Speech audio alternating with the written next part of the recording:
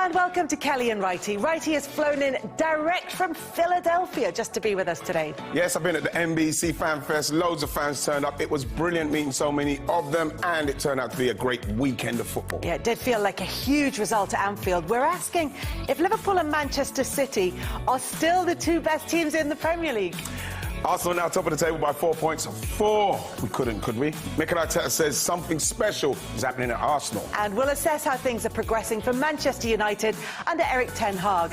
And Graham Potter's time at Chelsea so far. All this to come after a dramatic weekend. Now on Yeka, in towards Tony! Mitrovic steps up and slots it home. Ruben Neves puts Wolves in front. Højbjerg, 2-0, and the points are safe.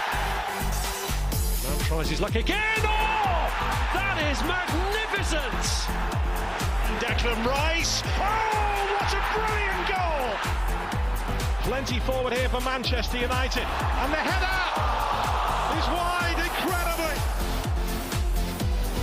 Saka, Cooper's with him, Saka scores. Mo Salah! Liverpool score at the Kop end. Another fun weekend, and we will talk about that game, which always feels like a significant one in terms of the season and how it pans out. And they did get to see a great game. Sean Wright-Phillips and Miguel Delaney are here with us to talk about that, amongst other things. The game itself, it always feels like City-Liverpool games are significant as far as the season is concerned. This one's slightly less so because Liverpool were so far down the table, and they are still, in terms of points, so far off the teams at the top. But did it feel significant to City's season? Yeah, I would say so. I think because no matter how you look at it, we all have to understand Arsenal are the front runners for the Premier League, and no matter you have to keep up with those people. So I think in terms of that, it was very significant. But like you say, when City normally lose, they normally get angry and go on one of their crazy winning streaks, which normally changes. So I'm hoping, in effect, that happens straight away and they bounce back. Yeah, and there's going to be a short run now until the start of the World Cup that we're pretty much in real countdown for. But you would expect a reaction from City. Did you expect, given how both sides have started the season, did you expect it to pan out the way it did at Anfield? Maybe there was just a slight lingering feeling, because sometimes the way those games go. I mean, the classic example I can think of, like yesterday, was in November 2005, and Mourinho's invincible Chelsea, that you, of course, would have been a part of. They went into a game against Man United, United in chaos, Keane about to leave, and United responded with one of those kind of really gritty 1-0 wins. And sometimes that happens in that sort of dynamic, because it did feel kind of Liverpool fed off that a bit and what the rivalry has been for the last few years. And that's why I think, I mean, OK, it wasn't a kind of a title decider in the way it has been, but it can actually be really influential going forward. A, because suddenly City have everyone talking about their power with Haaland. They've been beaten, they're vulnerable. And on the Liverpool side, well, this is exactly the sort of win they needed. Well, I mean, whether it can completely restore their season, we don't know, but it's recharged them. It can definitely give them a boost, because what you saw with the City side, because you're not going to get carried away with what Haaland are doing. He's putting up ridiculous numbers. So you're just watching everything what's going offensive. But then when you watch City, if you can get at them, they make mistakes. And that's what they showed yesterday, that Liverpool, yes, it's not started well for them, but they've still got the sting in the tail, because they've still got a lot of quality in their side. And I think Mo Salah going across into the middle is much better. Joe Gomez was brilliant yesterday. He was fantastic. Even though Erling Haaland could have scored 2 goals on his form, at the same time Liverpool could have scored more goals. So I thought that, like Sean said, City now will probably use that and say, right, let's buck our ideas up again. It's that kind of loss for them. Yeah, we'll talk about it from both perspectives, but you talked there about Mo Salah and the performance that he put in. Obviously, he was on the bench for Liverpool in Europe in midweek, where they beat Rangers by 7-1, came off and scored a hat-trick in 6 minutes, fastest ever Champions League hat-trick, and suddenly it's like, oh, that's how Mo Salah responds to being dropped. But there've been a lot of question marks about his form so far this season, and Is that almost feel like a turning point for his season as much as it is for the club? Yeah, you hope so. But remember, it's like, at the moment, Liverpool, it's not just Mo's not playing well. You know, before this game, people were questioning Van Dijk. Trent Alexander weren't on the bench. Fabinho, they're questioning everybody. So it's a system, it's kind of a systemic kind of like problem. So it's everybody. But what you saw with them yesterday, that everybody's game rose simply because it is City and they have to raise their game. But they're quality players. They're quality players. Mo's in a position where he's playing, where he's in and around the centre, putting players under pressure, like we saw with the goal against Cancelo. And then, you know, he's going to go through and score. That's what he's capable of doing. So people writing off Liverpool and say, oh, the title's out of it. Maybe that is, but there's no way that Liverpool are not going to do something. They've got too many good players. Their manager's brilliant. You know, so I think that's a significant win for them. Yeah, I mean, good win for Arsenal as well. Yeah, yeah, a very, very tough win. Because, like, talking about Leeds, who haven't lost at home all season, Arsenal go in there, people saying, yeah, well, let's see what they do. And they've answered questions in certain games away from home against the teams that they've struggled with before, like Brentford, like Palace, you know, like this Leeds game. It was a tough game. I wouldn't say that Arsenal were great in the game, but it's a game that if you've got aspirations of being in the top four, which is what Arsenal's target is, then you've got to go there and not lose. And the worst way is you win. And, you know, the way they played, you know, they took their opportunity, bang, they scored a goal. I thought it was quite a good game in the way it went, the tempo and everything. But that's what you've got to do. You've just got to win those games. When you look at Liverpool and Manchester City, and over the past few seasons, lockdown season accepted, it's been between those two. They've been the best two teams in the country. Does it mean that Arsenal can now sort of sit at that table with them? Have they shown that they're in that conversation?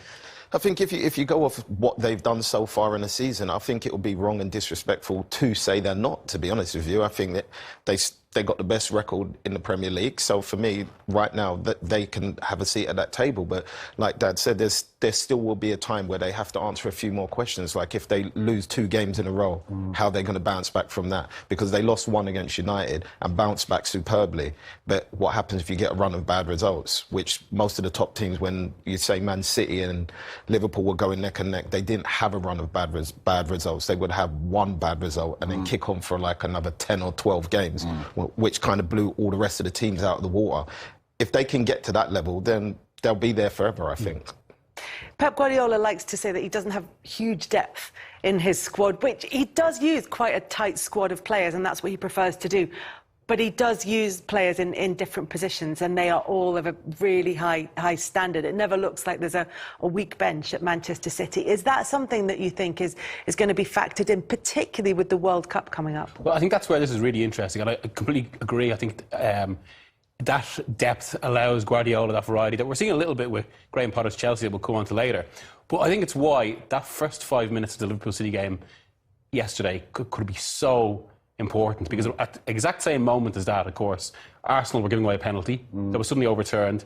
So we very quickly went from a situation where you could have been seeing Arsenal drop points, City win, City go clear, and they stay there as people expect. Instead, Arsenal have 4 points clear.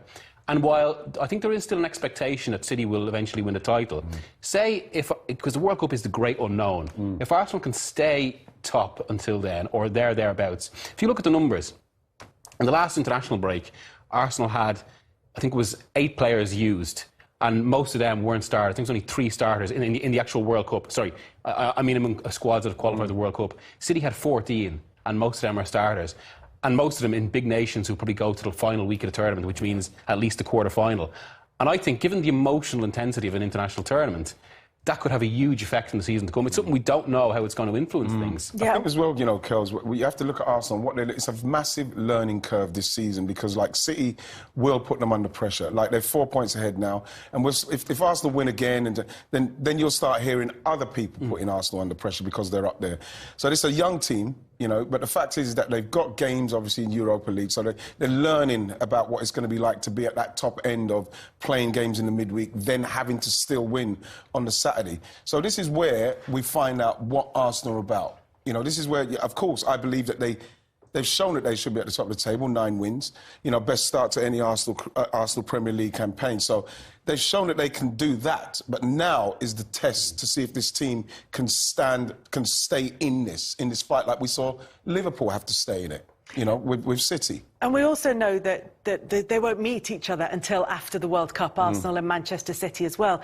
Does that Does that play into it, particularly with what we talked about last week about the Emirates and the way that Arsenal are managing to harness all that energy, that there feels like a real momentum behind not just the squad, but the whole club seems to be getting involved in everything. Is that something? Because there is, if you're looking for tiny chinks in that City armour, you put them in one of those hot atmospheres, and suddenly it feels like they don't quite get past it. Well, that's what Arsenal will be counting on. You want to be in and around it when you're playing against them, because it's a bonus to beat City. People start taking you very seriously if you beat City. And if City come to the Emirates and it's like it will be even more ramped up. And remember, the players are going to be going into a game feeling, well, City are the favourites in this game, no matter if we're top or not, wherever they are. And they'll just be up for playing that game. And all they want to do is impress themselves upon City, letting them know that we're going to give you a proper game, because with the other games, we'll nick it. We'll nick a 1-0 away to Leeds and we'll win this game. If we could get anything from City, then the belief, you start to believe, you know something, we might be able to do something. They have to be thinking like that. If I'm in that dressing room, I'm starting to think, we're 4 points clear. You know, you're looking at the teams, we've got unbelievable home record at the moment, we're playing fantastically. You know, why should we fear anyone? So by the time City comes after the World Cup and that, with like what Miguel said about the internationals that go away, why wouldn't you just... I can't wait for that game. If I'm a player, I can't wait for it. Course, had it not been, but yeah. Yeah, I can't wait for that game. Yeah, and is there a concern about City that type of atmosphere is something that they haven't quite managed to deal with? When we talk about City, they have to be quite careful how I ask that. No, you don't, Kels. You don't have to be careful how you ask it. I know what you're saying. The reason is because when we talk about City, it's only of a tiny margin. It's never... They can't. But you're right, Kels. You're right about the level of the game. What do you think, Sean? Answer Kelly. I can't. From what we've seen over, I'd say, the last couple of years, you could honestly say, yes, that they do struggle in that atmosphere. But even in the game against Liverpool, I think, from what I saw of the players, they controlled possession of the ball, especially in the start of the game. They limited Liverpool's chances. You expect Liverpool to have chances at Anfield. They are a fantastic team, and like Dad said, they have some great players in there. I just think tactically, Klopp was perfect. I think, it sounds bad, but I think him not playing Trent and playing Milner and Harvey stopped Foden, even though you would expect Foden to get the better of Milner. He was doing a lot of coming inside. He was coming more inside than you saw on the defensive sometimes. He was in a back five at times, so he hasn't got that energy up there. So I think the way Klopp dealt with it, and if you can get the players that Klopp had in that team 100% defensively, no one's going to beat them. I feel like they're going to be hard to break down. And they have the ability to hit you on a counter-attack, which they've shown with their direct passes. So I think if you look at it your way, then I would say, yes, they do struggle in them atmospheres. And the Arsenal atmosphere will be a big game. No, it won't. No, it won't. He doesn't want to admit it, but we'll probably admit it later on. But it's a big atmosphere. So we've got the answers that Sean's actually giving, and then the answers that you're giving on his behalf. That's how we're going to do this today, is it? And is there a question over Haaland as well? In his very short time at Manchester City, he's posting such ridiculous numbers, and it seems ridiculous to ask this. That's twice he's come up against Virgil van Dijk now. I just think it's just shown he's human. Everyone keeps saying, like, he's a cheap... But he hasn't looked human up until now. Yeah, but I know, but, like, I think Dad said it off air, like, the two chances that he had, normally we would put money on him to score those. But it just shows that he can miss as well. And I just think people said he had a bad game, and I said to people, what do you mean? Well, he hardly touched the ball. I said, well, he hardly touches the ball the other game. So it's not that he had a bad game. Like, one of them was too far behind him, and he still manages to get a strike. He just doesn't set it wide enough. So he still had what you would say Haaland chances, which normally he would have taken. Yeah, but then what Kelly's trying to say is that, you know... I wasn't trying to say it. Okay. No, he's trying to stir it. What I'm saying is that, Kel, sometimes you come up against... I'd probably say, for me, with Schmeichel. I'm not saying that that's what's happening with Haaland now against Liverpool, because we saw in the Community Shield he missed two glaring chances, and these chances, what he missed the other day, were chances that you'd expect him to take in his current form. But, like, sometimes you get into a situation where, right, everybody thinks I can't do it against Liverpool. Like, Man United never scored in a competitive game against Man United for Arsenal. And so I feel like I tried a little bit harder. Because I think that the first header, what he had, you know, I didn't think he needed to go up and meet it. I thought he could have waited for it to come to him and just headed it back across. And I think, like you said, it was a bit behind him. I think he felt like almost like he was rushing the shot. So that's maybe it's because it's against Liverpool. He might be feeling a little bit more like, I've got to get this monkey off my back with Liverpool, what people are trying to put on. And he's trying a little bit harder. Like I used to try harder to try and score against Schmeichel. And the other side of that is if it does come down to kind of like a one-on-one player thing, I mean, it seems like we might also have a reaction from Van Dijk. Because, I mean, he was back to his best. And not just back, it felt like he was making such a point with almost everything, especially with that header in the second half. And I wonder with Van Dijk whether there's almost this feeling, because people have been talking, he's not what he was, he's suddenly more uncertain. Now he's playing like the best striker in the league and he's thinking, right, I've got to start my game. Yeah. Joe Gomez as well. But I think the difference was in their performance that normally Liverpool play a really, really high line. They didn't. No. So they were protected a lot better defensively than they have been in previous games.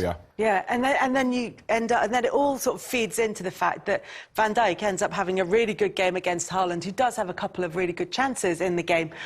But then if people want to start building on that story that, well, maybe Haaland against Liverpool, maybe Haaland struggles against Van Dijk, it's just food for that kind of for that kind of conversation to happen. But I don't believe I don't believe it's something that's I think it's something, I shouldn't say I don't believe. I think it's something that people will try and continue to build. But that's the thing, even if it's not true, the very discussion of it can start to influence people. Exactly. And then people start to like use it pre-game. Guys, can we stop talking about it? Then people start saying, but he can't do it against Liverpool, and then all of a sudden everybody starts, that's the narrative. But you know, like I said, do you expect with Haaland that would then result in him scoring 4 goals in the next game? But that's what you hope. The way that he's from Haaland's point of view, you're hoping that happens because no matter how good you are, there is always people will be digging at something. You know, to question something because no one started the season doing what he's doing in the Premier League. I've not seen this ever. So, of course, people are looking to find fault anywhere. We're talking about not scoring against Liverpool in two games that he's played in them, and everybody's saying, Liverpool's his bogey team. It's rubbish. What do we think? I mean, you were saying you think that Klopp got the tactics right for Liverpool without playing that really high line that we've seen so many times from them. He's changed things around for City, got it right. He's talked about being a bit more unpredictable this season. I think, you know, when Liverpool have had success, they were quite predictable. It's just difficult to play against. But does it come down to a battle between Klopp and Pep as well? Does it come down to that kind of head-to-head between the managers? Yeah, I would certainly say so. I think because you know what the players do on the pitch, we've seen it year after year, they go at it. Whatever tactics they have, they don't back down their style or change it. Whereas yesterday, I thought it's the first time I've seen Anfield defensive. It was quite quiet there for the first time. Normally it's quite noisy, as everybody knows. And then even with Pep's tactics were completely different. We had like more centre midfielders, Cancelo basically doing all the right, which for Cancelo, he may find that strange because normally he has a pass in front of him or a pass that people think he's going to pass to that allows him to do what he normally does, whereas yesterday he didn't have that there. So I think both managers thought about it and changed in a way what they normally do yesterday. I think Mo Salah being a bit more inside, you know, he just seemed a lot more dangerous, Miggy. Well, yeah, exactly. I mean, I noticed in the last few games I covered Liverpool where it wasn't just that Salah's position changed, but there were some points where he looked like kind of a winger from the 1950s, hugging the touchline. Yes, like, too wide. Get it into the big man. Too wide. And you know what? And in the end, the way it went, you know, like watching City again, you have to put them under pressure. Yeah. You have to make City know that. And Liverpool are going to do that because Liverpool would know that they can beat City. So you've got to put Cancelo under pressure. You've got to get someone like Mo in and around Cancelo because look at the mistake he made for the goal. You know, you're not going to get that if you're not putting him under pressure and going long. I thought Alisson's pass to him, I think he's done 3 assists to him like that now, where he's done that for Mo.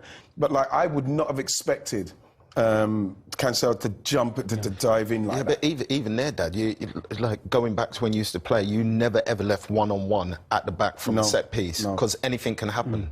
And the thing is, the only people I saw who done that and done it where you think, yeah, apart from if they came up against our man from Liverpool. But Van Dijk? No. Wait, playing two at the back, right. Vidic and Ferdinand. Yeah. Apart from when they came up against Torres, you know what I mean? Then they got ripped to shreds. But I do wonder, is this something where people could maybe form some sort of plan against City? Because, like, we all know, like, Guardiola, and this kind of feeds into the Haaland debate a bit.